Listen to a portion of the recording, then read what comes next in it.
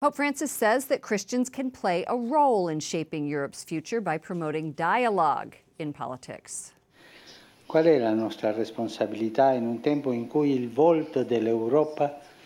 The Holy Father was addressing European political leaders at the Vatican. He says politics is becoming a forum for clashes and conflict. Francis said Christians can contribute by emphasizing that Europe is not just made up of institutions and statistics, but of people.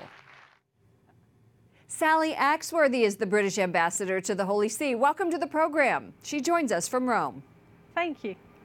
What did you take away? Thank you. Good evening. What did you take away from the Pope's speech? I really liked that he talked about the voice of dialogue and how important it is to ask people to remember that it's people, not just statistics. For me, I think the interesting thing about this speech was it was a bit of a kind of call to mobilization for Christians to get involved in the public debate about the future of Europe.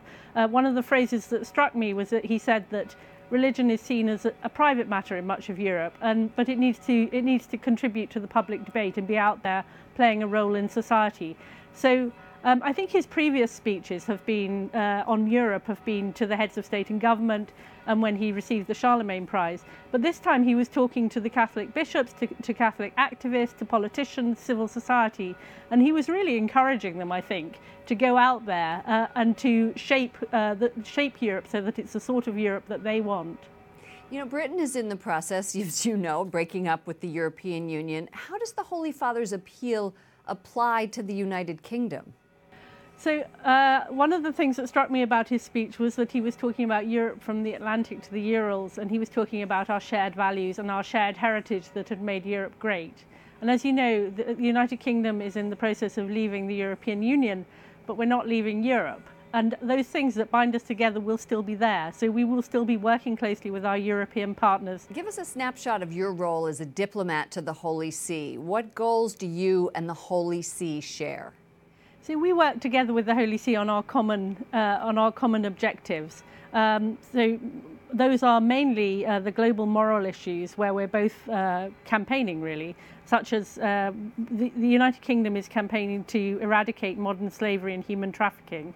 And you may know that our Prime Minister recently hosted a meeting at the UN General Assembly with other world leaders to talk about how we could do that better. And that's something on which Pope Francis has also spoken. So we work very closely with the Holy See on modern slavery, but there are other issues like trying to end violence rape as a weapon of war. The UK has been running a campaign for 2 or 3 years now to try and eradicate sexual violence in conflict. And there's a lot of scope for working with the Holy See on that.